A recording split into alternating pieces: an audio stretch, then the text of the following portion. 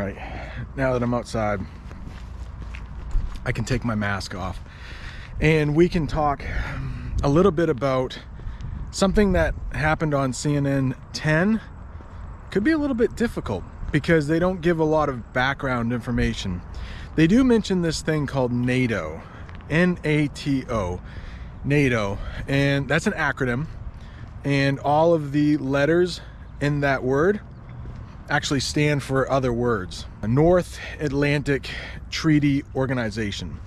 North Atlantic for the ocean. So we got to talk a little bit about what happens after World War II.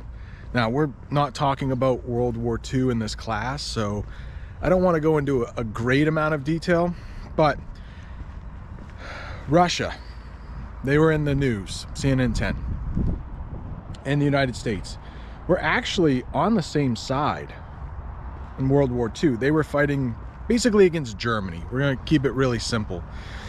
But as the war was ending, it looked like the US and Russia were going to be competing for influence in that area of Europe.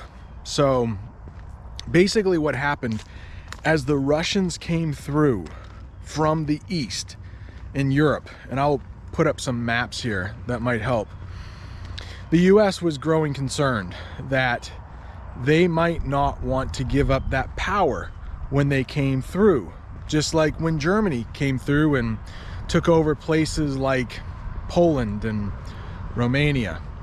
So not long after the end of World War II, something was created called NATO, and largely the US would be in control of it, but also England, and it was created to protect some of these countries that might be influenced by Russia. And Russia would later become the Soviet Union. They would take over countries like Ukraine and Latvia and Azerbaijan and Armenia and Georgia and Tajikistan.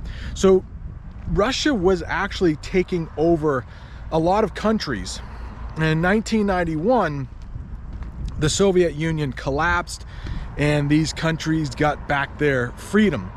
But NATO has been there ever since, making sure that Russia doesn't take too much control.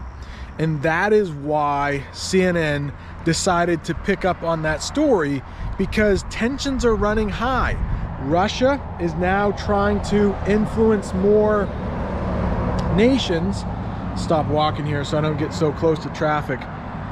And the US might be having to have a little bit more power over in this region.